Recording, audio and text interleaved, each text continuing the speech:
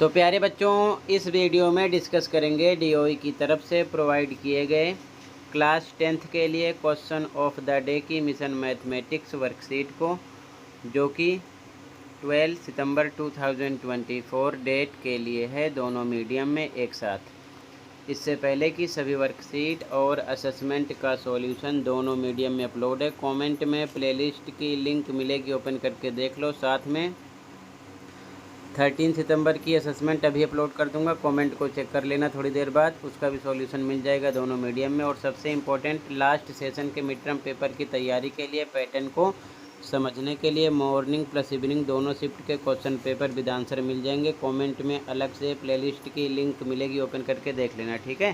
तो कमेंट को चेक कर लेना।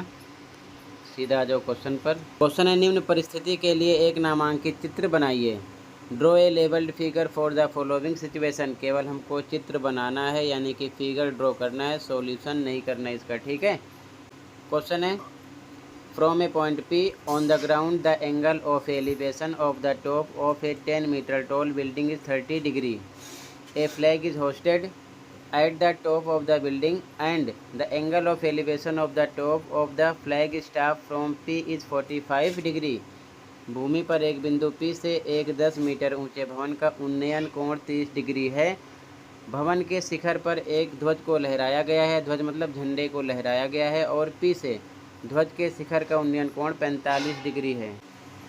तो हमको केवल इसका फिगर ड्रॉ करना है, यानी कि चित्र बनाना है। सॉल्यूशन देखो ध्यान से। तो आंसर में ये P पॉइंट हो गया और ये AB भवन हो गया, यानी बिल्डिंग हो गई। इसकी हाइट है 10 मीटर, 10 मीटर।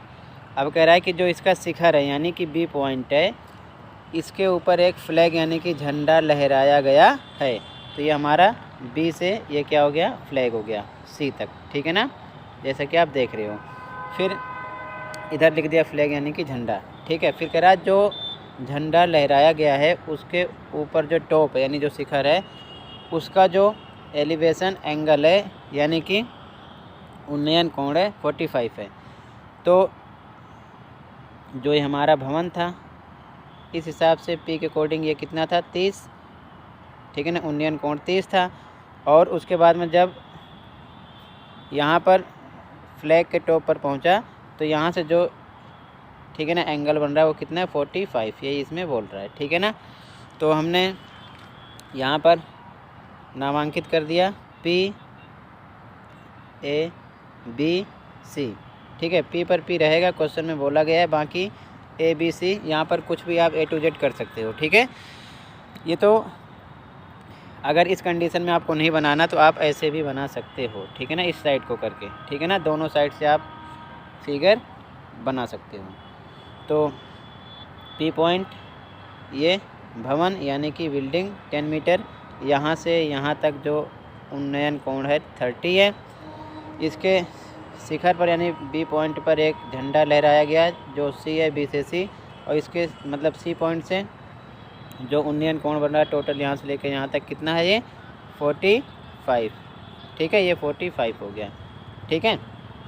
यहाँ लिख दो 10 सेंटीमीटर, ये आपका फ्लैग हो गया यानी कि झंडा A P B C, ठीक है। डायग्राम दोनों तरीके से आप बना सकते हो, मैंने दोनों तरीके से समझा दिया। आई होप अच्छे समझ में आया होगा। फिर भी कहीं पर डाउट हो तो कमेंट कर सकते हो।